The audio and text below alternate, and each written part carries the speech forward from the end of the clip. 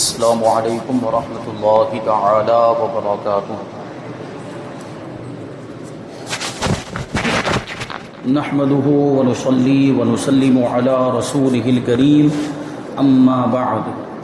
فاعوذ بالله من الشیطان الرجیم بسم اللہ الرحمن الرحیم ان اللہ وملائکته يصلون على النبی یا ایها الذین آمنوا صلوا علیہ وسلموا تسلیما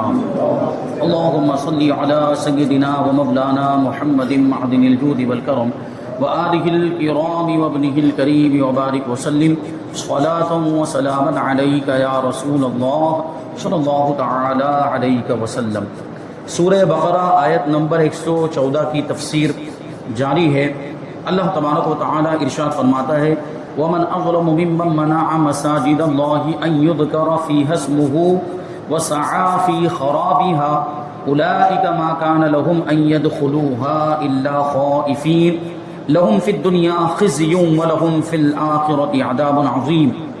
اس سے بڑھ کر ظالم کون ہوگا جو اللہ کی مسجدوں کو اس بات سے روکے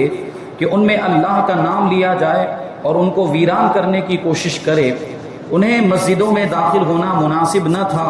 مگر ڈرتے ہوئے، ان کے لیے دنیا میں رسوائی ہے اور ان کے لیے آخرت میں بڑا عذاب ہے۔ اس کے بارے میں فرمایا گیا تھا کہ یہ آیت کریمہ ان لوگوں کے بارے میں نازل ہوئی جن لوگوں نے بیت المقدس کو ویران کیا تھا،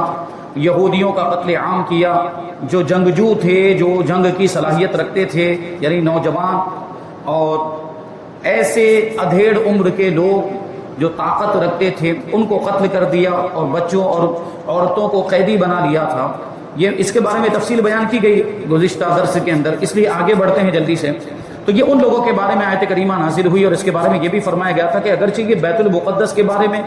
یا مسجد حرام کے بارے میں نازل ہوئی تو سبب اگرچہ اس کا خاص ہے، اس کا جو سبب ہے وہ اگرچہ خاص، یعنی یا تو بیت المقدس کے بارے میں یا مسجد حرام کے بارے میں جو حدیبیہ کے موقع پر نبی پاک صلی اللہ علیہ وسلم اور مسلمانوں کو مسجد حرام میں داخل ہونے سے روکا تھا،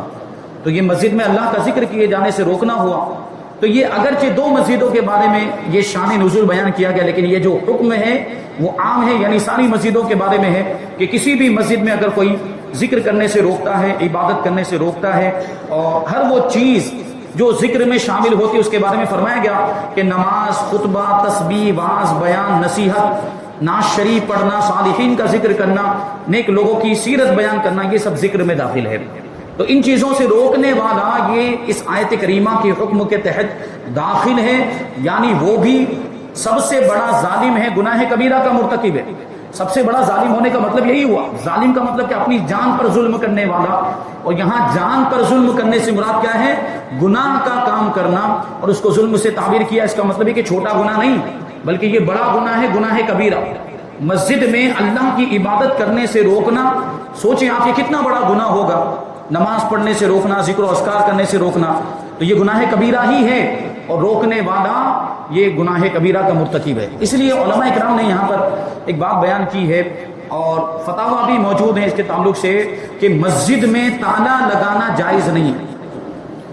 اور خاص نماز کے اوقات میں تو تالا لگانا ہرگز جائز نہیں ہو سکتا۔ جب نماز کا وقت ہو تو ظاہر سی بات، نماز کا وقت ہے، اذان ہو گئی اور تالا لگا تو نماز پڑھنے کے لیے نمازی کیسے آئیں گے؟ مسجد کے دروازے پر تالا لگا دیا، وہ بھی خاص نماز کے اوقات میں، تو نمازی آ سکیں گے؟ تو یہ مسجد میں نماز پڑھنے سے روکنا ہوا۔ تو نماز کے اوقات میں تو چاہے کوئی بھی مسجد ہو، چاہے پھر وہ محلے کے اندر ہو یا عام سڑک پر ہو، ساری مسجدوں کا یہی حکم ہوگا، یعنی نماز کے اوقات میں تو تالا لگانا جائز نہیں، اور جو تالا لگائے گا وہ سب سے بڑا ظالم یعنی گناہ کبیرہ کا مرتکب ہے۔ لیکن یہاں پر ایک چیز یہ بیان کی گئی ہے، علماء کرام نے اس کو بیان کیا، اور یہ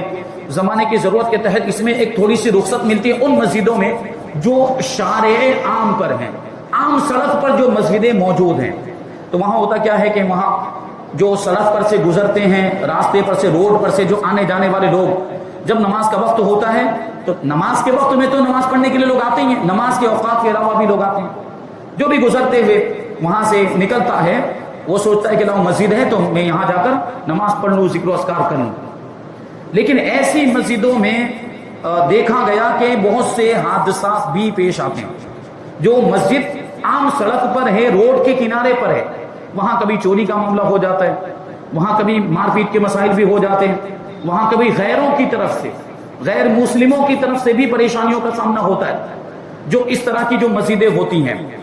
تو وہاں کبھی ایسا حادثہ ہو چکا ہو، چوری وغیرہ کے معاملات ہو چکے ہوں، یا اس طرح کا کوئی حادثہ ہونے یا چوری وغیرہ ہونے کا آئندہ صحیح اندیشہ ہو کہ ایسا ہو جائے گا، تو نماز کے اوقات کے علاوہ وہاں پر تالا لگانے کی اجازت ہوگی۔ ایسی مسجد میں، جو مسجد کہاں پر ہے؟ روڈ کے کنارے پر، جو سڑک کے کنارے پر، وہاں پر اس اندیشے کی وجہ سے، اس صحیح اندیشہ، ایسا نہیں کہ صرف اپنے اعتبار سے سوچ لیا اور خود ہی گمان کر لیا کہ ایسا ہو جائے گا، جبکہ حقیقت میں وہاں پر کچھ ایسی بات ہے ہی نہیں۔ اندیشہ ہونا چاہیے، یا یہ کہ اس سے پہلے ایسا کوئی واقعہ ہو چکا ہے تو اجازت مل جائے گی تالا لگانے کی، لیکن وہ بھی کب؟ نماز کے اوقات کے علاوہ میں۔ نماز کے اوقات میں تو چاہے کیسی بھی مسجد، چاہے وہ محلے کی مسجد ہو یا سڑک کے کنارے پر ہو، نماز کے اوقات میں تالا لگانا جائز ہی نہیں ہے، کیونکہ نماز کے اوقات میں تو لوگ آئیں گے ہی آئیں گے نماز پڑھنے کے لیے، تو اس وقت تالا لگانا یعنی نماز سے روکنا ہو جائے گا۔ تو اس بات پر بھی توجہ دینے کی ضرورت ہے۔ اب وہ لاک ڈاؤن کے مسائل، وہ تو حکومت کی طرف سے ایسے قوانین آ گئے تھے کہ ہم مجبور تھے دروازے بند کرنے پر، ورنہ وہ اپنے آپ کو تکلیف میں مبتلا کرنا ہوتا یا اپنے آپ کو ذلیل کرنا ہوتا کہ قانونی کارروائی ہو جاتی، تو مسائل پیدا ہو جاتے، اس لیے اس وقت وہ گورنمنٹ کے قانون کی وجہ سے اس پر عمل کر رہے تھے۔ بہرحال تو وہ تو مجبوری تھی، لیکن عام حالت میں تالا لگانے کی اجازت نہیں ہوگی، اور جہاں مطلب اجازت ہو سکتی ہے اس کو بیان کر دیا گیا۔ اب یہاں ایک سوال یہ ہے کہ مشرکین یا کفار، ان کو مسجد میں آنے دیا جا سکتا ہے یا نہیں دیا جا سکتا؟ تو اس میں جو آیت کریمہ آگے ہے کہ ان کے لیے مناسب نہیں تھا کہ مسجد میں داخل ہوں مگر ڈرتے ہوئے۔ تو دیکھیں یہاں پر بیت المقدس کو ویران کرنے والے بھی کفار، اور خانہ کعبہ سے، مسجد حرام سے روکنے والے بھی کفار، تو ان کے بارے میں فرمایا گیا کہ ان کے لیے دنیا میں بھی رسوائی ہے اور آخرت میں ان کے لیے بڑا عذاب ہے۔ تو مشرکین کو، کفار کو مسجد میں آنے دیا جا سکتا ہے یا نہیں دیا جا سکتا؟ تو اس سے اس آیت کریمہ میں اگر کفار و مشرکین ہی مراد ہوں تو اس کا مطلب یہ ہوگا کہ کفار و مشرکین کو ہماری مسجدوں میں آنے کی اجازت نہیں، اگر وہ آئیں بھی تو ڈرتے ہوئے آئیں۔ یعنی مطلب یہ ہوا کہ ایسا ہمارا روب و دبدبہ ہونا چاہیے کہ وہ آئیں تو ہم سے ڈرتے ہوئے آئیں، اور آنے کا مطلب ہی کیا؟ پھر وہ آئیں گے کیوں، ہم آنے ہی کیوں دیں؟ مقصد کیا؟ ہاں کوئی صحیح مقصد ہو سکتا ہے، کوئی صحیح مقصد ہو تو مسجد کے آداب کا لحاظ کرتے ہوئے ان کو آنے کی اجازت بھی ہوگی۔ جیسے مثال کے طور پر مسجد کا تعمیری کام جاری ہے، تو مسجد کے تعمیری کام میں بہت سے مزدور ایسے ہوتے ہیں، وہ کاریگر، کام کرنے والے یا کڑیا معمار میں سے بھی کوئی ایسا جو غیر مسلم ہو، تو وہ تعمیری کام میں جب ان کی ضرورت ہوتی ہے تو پھر ان کو آنے کی اجازت ہوگی۔ لیکن اس میں بھی کوشش یہ ہونی چاہیے کہ پورا اسٹاف، یعنی جتنے بھی لوگ اس میں کام کر رہے ہیں، جتنے بھی لوگوں کی ضرورت ہے، چاہے پھر وہ کڑیا ہو، معمار ہو، یا پھر مزدور، کاریگر، کام کرنے والے ہوں، کوشش یہ ہونی چاہیے کہ سب مسلمان ہو۔ کوشش یہ ہونی چاہیے، کیونکہ یہ دشواری اس میں پیش آتی ہے اور معاملہ مشکل ہو جاتا ہے، اس لیے اجازت بھی ہے، کفار سے بھی کام کروانے کی اجازت، لیکن ہم اپنی کوشش تو کریں پہلے۔ بہت سارے ایسے کڑیے بھی ہیں، معمار بھی ہیں جو مسلمان ہیں، ان کو تلاش کیا جائے اور ان کو بلایا جائے، لیکن اس میں فائدہ بھی ہوگا۔ ایک تو اس حکم پر عمل ہو جائے گا کہ ان کے لیے مسجدوں میں داخل ہونا مناسب نہیں ہے، داخل ہوں تو ڈرتے ہوئے داخل ہوں، مطلب کیا ہوا کہ ہم مسلمانوں کو بلانے کی کوشش کریں، تو اس پر عمل ہو جائے گا، اور اس پر عمل کرنے کی نیت ہو تو ثواب بھی ملے گا کہ ہم اپنی مسجد کا کام کروا رہے ہیں، تو جتنے بھی کاریگر ہیں وہ مسلمانوں سے ہی ہم کروا رہے ہیں، مسلمان کاریگروں سے ہی کام کروا رہے ہیں، اس میں نیت اچھی ہے تو جو لوگ اس میں شامل ہیں سب کو ثواب ملے گا۔ دوسری بات یہ ہوگی کہ مسجد کا تعمیری کام، اور مسجد اللہ کا گھر ہے، مسجد میں عبادت کی جاتی، نمازیں پڑھی جاتی ہیں، اور مسجد دنیا کے زمین کے ٹکڑوں میں سب سے بہترین ٹکڑے ہیں۔ یہ جو جگہ جو مسجد کے لیے متعین کی گئی، یہ ہم نے، آپ نے متعین نہیں کی، یہ تو ہمیں اللہ نے توفیق دی کہ یہاں یہ عمارت بناؤ، ورنہ اس حصے کا انتخاب تو خود پروردگار نے کیا ہے۔ جہاں مسجدیں قائم ہیں، یہ ٹکڑے جو مسجدیں بنی ہوئی ہیں، یہ خود اللہ تبارک و تعالیٰ نے چنی ہے، یہ ہم نے نہیں چنی۔ ہم یہ نہ سوچیں کہ ہم نے ماپنی کی، ہم میزر ٹیپ لے کر ناپ رہے تھے، اتنی سی اتنی زمین مسجد کے لیے خریدنی ہے، اس کے لیے چندہ کرنا ہے، ہم نے تو سب کچھ کیا۔ نہیں، یہ تو اللہ نے آپ کو توفیق دی، ورنہ اس حصے کا انتخاب تو خود اللہ تبارک و تعالیٰ نے کیا، کیونکہ حدیث بات میں ہے کہ زمین کے سب ٹکڑوں میں سب سے بہترین ٹکڑا وہ ہے جہاں اللہ کی مسجد قائم کی گئی، اور سب سے بری جگہ وہ ہے جہاں بازار بنے ہوئے، کیونکہ بازاروں میں گناہوں کے بہت سارے کام ہوتے ہیں، تو مسجد یہ زمین کے بہترین ٹکڑوں میں، کیونکہ ظاہر سی بات ہے یہ مسجد وہ حصہ ہے جہاں پر اللہ کا نام لیا جاتا ہے، جہاں پر نماز پڑھی جاتی، جہاں عبادت کی جاتی، جہاں ذکر و اذکار کیا جاتا ہے، تو اس سے بہتر حصہ اور کون سا ہو سکتا ہے بتائیے؟ ہو سکتا ہے کوئی دوسرا حصہ؟ تو یہ مسجد ہے، تو اس کے آداب کا لحاظ کرنا بھی ضروری. یہ عبادت کی جگہ ہے تو اس کے آداب بھی ہیں، اس کا ادب ہونا چاہیے. ظاہر سی بات اگر کوئی کافر ہوگا، غیر مسلم ہوگا، وہ مسجد کا ادب جانتا ہی نہیں تو کرے گا کیا؟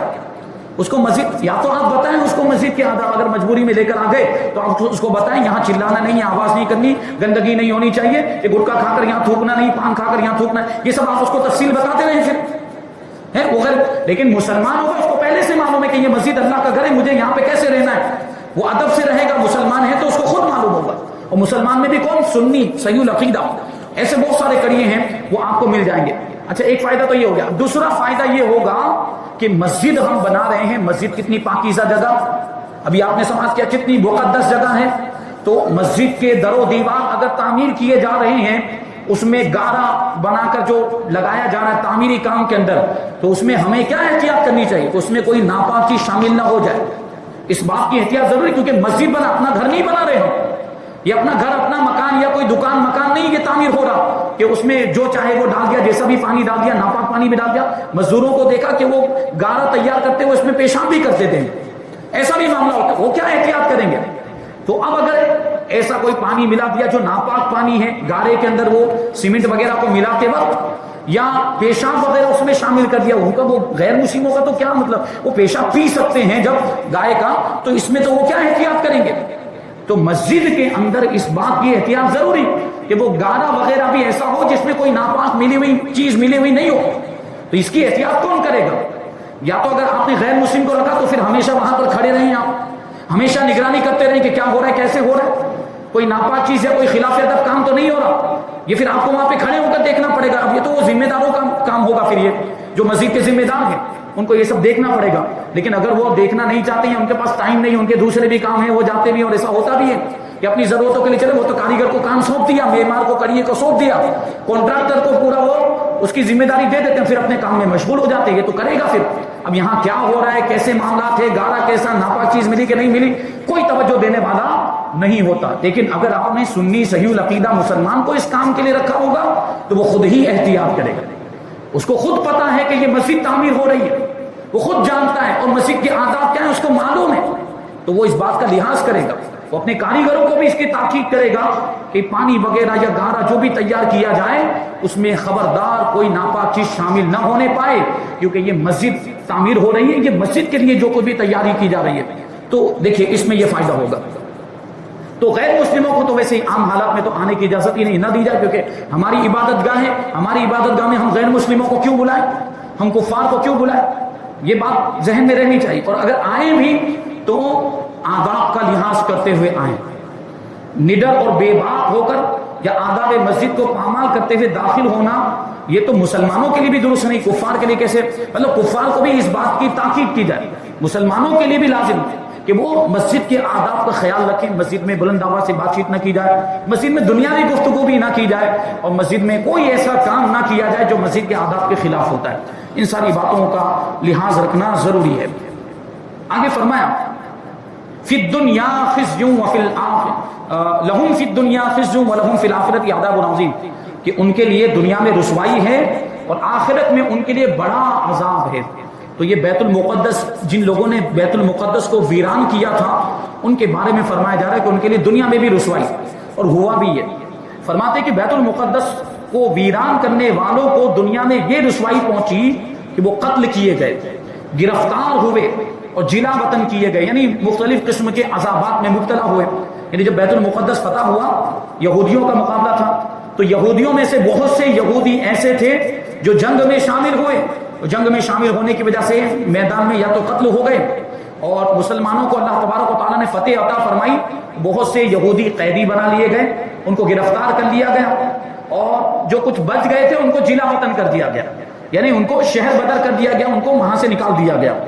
اور اگر اس کے علاوہ بھی کچھ تھے تو ان پر جزیہ مقرر کر دیا گیا. جسے مطلب ٹیکس، اسلامی حکومت کی جانب سے ٹیکس مقرر کر دیا گیا کہ اگر اسلامی حکومت میں رہنا ہے، کیونکہ مسلمانوں کو فتح حاصل ہو، وہ علاقہ مسلمانوں کی حکومت میں آ گیا، اب اگر کوئی اس علاقے میں غیر رہتا ہے تو اس کو ٹیکس ادا کرنا پڑے گا، یہ اسلامی حکومت کا قانون تھا۔ تو اس طریقے سے وہ ذلیل و رسوا ہوئے دنیا کے اندر۔ فرماتے ہیں کہ خلافت فاروقی اور عثمانی میں ملک شام ان کے قبضے سے نکل گیا، اور بیت المقدس سے ذلت کے ساتھ وہ لوگ نکالے گئے، اور مسجدوں سے تعلق رکھنے والوں سے نفرت کرنے والوں کو یہ وعید اپنے پیش نظر رکھنی چاہیے۔ بہت سے لوگ ایسے ہوتے ہیں جن کو معاذ اللہ مسجد سے نفرت ہوتی ہے، یا مسجد والوں سے نفرت ہوتی ہے، مسجد کے متولیوں سے، مسجد کے ذمہ داروں سے، یا امام و مؤذن سے۔ بہت سے لوگ اپنے دل کے اندر یہ حسد کا جذبہ رکھتے ہیں، یا جلن کا جذبہ رکھتے ہیں، یا نفرت ان کے دل میں ہوتی ہے مسجد والوں سے، تو وہ اپنے ایمان کی خیر منائیں۔ مسجد اللہ کا گھر ہے، مسجد سے تو نفرت ہونی ہی نہیں چاہیے، اور مسجد والوں سے بھی نفرت نہیں ہونی چاہیے، کیونکہ وہ مسجد کی خدمت کر رہے ہیں، متولیان وغیرہ۔ اور امام و مؤذن تو پھر ان کا تو مرتبہ کتنا بلند و بالا ہے، امام کے ساتھ تو کوئی بھی بغض والی کیفیت نہیں ہونی چاہیے، اور حسد کے معاملات نہیں ہونے چاہیے۔ دنیاوی معاملات کے اعتبار سے اگر کچھ چل بھی رہا ہو، اس کو مسجد میں لے کر نہیں آنا چاہیے، اور مسجد کے معاملات میں اس کی بنیاد پر کوئی خلل نہیں پیدا ہونا چاہیے، اور مسجد جس طریقے سے چل رہی ہے اور مسجد کے جو معاملات ہیں وہ مناسب انداز میں چلتے رہنے چاہیے، اس میں کوئی بھی دخل نہیں ہونا چاہیے۔ آگے اللہ تبارک و تعالیٰ ارشاد فرماتا ہے وَلِلَّهِ الْمَشْرِقُ وَالْمَغْرِبُ فَأَيْنَمَا تُوَلُّوا فَثَمَّ وَجْهُ اللَّهِ إِنَّ اللَّهَ وَاسِعٌ عَلِيمٌ۔ اور مشرق و مغرب یعنی پورب پچھم سب اللہ ہی کا ہے۔ یہ ساری، اور صرف پورب پچھم کیا، اتر دکن بھی، بلکہ پوری زمین اللہ کی ہے، پوری کائنات اللہ نے بنائی ہے۔ یعنی مشرق و مغرب اللہ ہی کا ہے، یہ کہنے کا مطلب یہ ہوا کہ مشرق اور مغرب زمین کے دو کنارے، تفسیر جلالین کی بات کر رہا ہوں، یہ زمین کے دو کنارے ہیں۔ جب دو کنارے اللہ تبارک و تعالیٰ کی ملکیت میں ہے تو بیچ والا حصہ کیا اس کی ملکیت میں نہیں ہوگا؟ مطلب تو یہی ہوا کہ بیچ والا حصہ بھی اس کی ملکیت میں ہے، یعنی پوری زمین ہی اس کی ملکیت ہے۔ اور یہ تو بات بالکل واضح ہے کہ پوری کائنات کا مالک اللہ تبارک و تعالیٰ ہے۔ لیکن یہاں جو مشرق و مغرب کا خاص طور پر ذکر کیا جا رہا ہے وہ اس لیے کیا جا رہا ہے کہ یہاں بات چل رہی ہے عبادت میں کس طرف رخ کرنا ہے، اس کی بات چل رہی ہے۔ عبادت میں کدھر چہرہ کرنا ہے،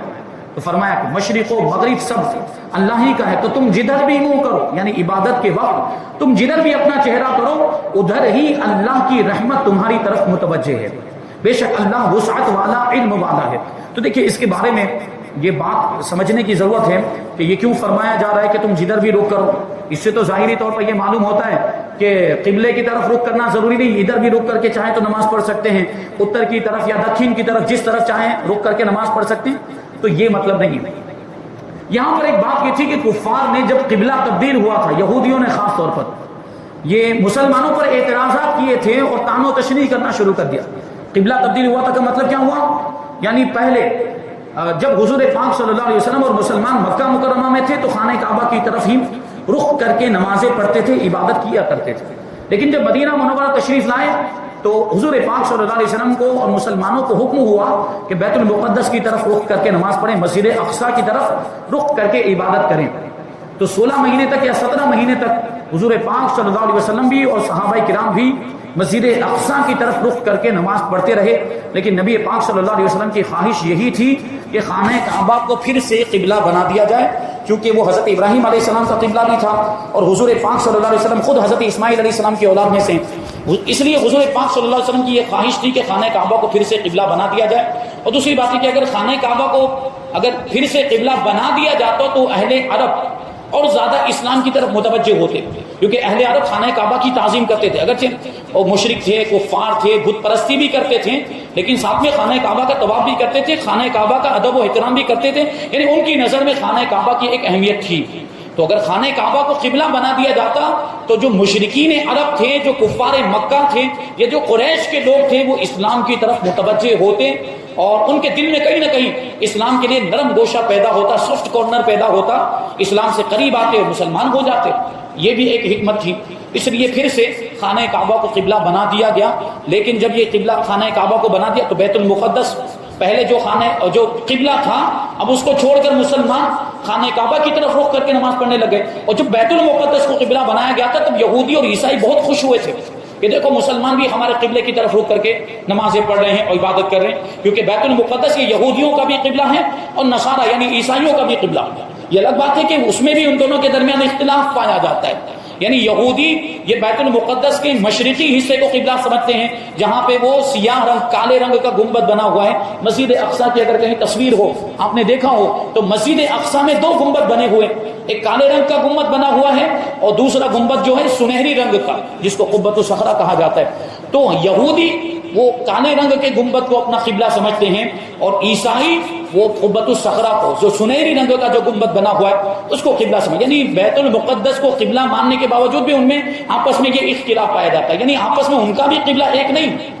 آپس میں بھی قبلے کے تعلق سے ان میں خود یہود و نصارہ میں اختلاف پایا جاتا ہے، اور ہمارے قبلے پر وہ لوگ اعتراض کرتے ہیں۔ یعنی جب بیت المقدس کو قبلہ بنایا گیا تھا تو یہ تو خوش ہوتے تھے، یہ دیکھو ہمارے قبلے کی پیروی کر رہے ہیں، اور یہ بھی بات کرتے تھے، یہ کہتے تھے یہودی اور عیسائی کہ دیکھو ہمارے قبلے کی طرف رخ کر کے نماز پڑھتے ہیں اور دین میں ہماری مخالفت کرتے ہیں، یعنی اگر ہمارے قبلے کی طرف رخ کر کے نماز پڑھ رہے ہیں تو ان کو یہودی ہو جانا چاہیے یا ان کو عیسائی ہو جانا چاہیے، یہ بات وہ کرتے تھے۔ تو یہ قبلے کی تبدیلی میں ان کا رد بھی ہو گیا، اور اس طریقے سے ان کی بات کو کاٹنا بھی اس میں ہو گیا، اور وہ جو طعن و تشنیع کرتے تھے ان کے طعن و تشنیع کے سلسلے کو بھی ختم کر دیا گیا، اور خانہ کعبہ کو قبلہ بنا دیا گیا۔ تو خانہ کعبہ کو قبلہ بنا دیا تو اب پھر وہ اعتراض کرنے لگ گئے کہ دیکھو پہلے یہ اس قبلے کی طرف رخ کر کے نماز پڑھتے تھے، اب پھر تبدیلی آ گئی، ان کا تو قبلہ بدلتا رہتا ہے معاذ اللہ۔ حضور پاک صلی اللہ علیہ وسلم کے تعلق سے بڑی گستاخانہ گفتگو کرتے تھے یہود و نصارہ، اور جب قبلہ تبدیل ہوا تو اس طرح کی باتیں کرتے تھے کہ ان کے تو نبی معاذ اللہ خود اپنے معاملے میں حیران و پریشان کہ کبھی ادھر رخ کر کے نماز پڑھنے کا بولتے ہیں، کبھی ادھر رخ کر کے نماز پڑھنے کا بولتے ہیں، کبھی ادھر۔ تو اس آیت کریمہ میں فرمایا جا رہا ہے کہ مشرق و مغرب سب اللہ کا ہے، اللہ جس طرف چاہے رخ کر کے نماز پڑھنے کا حکم دے، ہم کسی ایک سمت کے پابند نہیں ہیں، ہم کسی ایک جہت یا ہم کسی ایک ڈائریکشن کے پابند نہیں، ہم تو رب کے حکم کے پابند ہیں، ہم تو اللہ تبارک و تعالیٰ کے حکم کے، اگر اللہ تبارک و تعالیٰ ہمیں بیت المقدس کی طرف رخ کر کے نماز پڑھنے کا حکم دے گا تو ہم ادھر رخ کر کے نماز پڑھیں گے، اگر اللہ تبارک و تعالیٰ ہمیں خانہ کعبہ کی طرف رخ کر کے نماز پڑھنے کا حکم دے گا تو ہم ادھر رخ کر کے نماز پڑھیں گے۔ یعنی ہم کسی سمت یا کسی جہت یا کسی ڈائریکشن کے پابند نہیں ہیں، ہم تو رب کے حکم کے پابند ہیں، ہم اس کے حکم کی تعمیل کر رہے ہیں۔ ہم یہودیوں کا قبلہ ہے اس وجہ سے بیت المقدس کی طرف رخ کر کے نماز نہیں پڑھ رہے تھے، یا عیسائیوں کا قبلہ ہے اس وجہ سے اس کی طرف رخ کر کے نماز نہیں پڑھے تھے، اللہ کا حکم تھا اس لیے ادھر رخ کر کے نماز پڑھ رہے تھے، اور اب جب اللہ کا حکم آیا کہ خانہ کعبہ کی طرف رخ کرو تو ہم نے خانہ کعبہ کی طرف رخ کر کے نماز پڑھنا شروع کر دیا۔ یہ ہم اللہ کے حکم کی وجہ سے کر رہے ہیں، اللہ کے حکم کی تعمیل کرتے ہوئے، کسی کو خوش کرنے کے لیے نہیں، یا ہمیں کسی کی ناراضگی کا ہم کو کسی کی ناراضگی کی کوئی پرواہ نہیں ہے کہ اگر ہم خانہ کعبہ کی طرف رخ کریں گے تو یہودی ناراض ہو جائیں گے، عیسائی ناراض ہو جائیں گے۔ تو یہ اللہ کے حکم پر عمل کرنے کے لیے ہے، اللہ تبارک و تعالیٰ جس طرف چاہے رخ کرنے کا حکم دے وہی اللہ تبارک و تعالیٰ کی جانب سے قبلہ ہو جائے گا۔ لیکن یہ بات بھی ذہن میں رکھیں کہ اب وحی کا سلسلہ موقوف ہو چکا، نبی پاک صلی اللہ علیہ وسلم ہمارے آقا آخری نبی، اور حضور پاک صلی اللہ علیہ وسلم کے بعد اب کوئی نبی نہیں آ سکتا ہے، تو اب قبلہ جو خانہ کعبہ بنا دیا گیا اب وہی قیامت تک کے لیے خانہ کعبہ قبلہ رہے گا، اب وہ تبدیل نہیں ہو سکتا، یہی آخری حکم ہے، اب ہمیشہ کے لیے خانہ کعبہ ہی قبلہ ہے۔ تو یہی باتیں آگے اس آیت کریمہ کی تفسیر میں شامل کریں گے، آیت نمبر 115، آیت نمبر 116 اور آیت نمبر 117 کی تفسیر انشاءاللہ تبارک و تعالی ہم آئندہ درس میں شامل کریں گے۔ اللہ تبارک و تعالی کی بارگاہ میں دعا ہے کہ جو کچھ بھی بیان ہوا اس پر ہم سب کو عمل کرنے کی توفیق عطا فرمائے، اور نور قرآن سے ہم سب کے دلوں کو روشن اور منور فرمائے۔ وما علینا الا البلاغ۔ السلام علیکم۔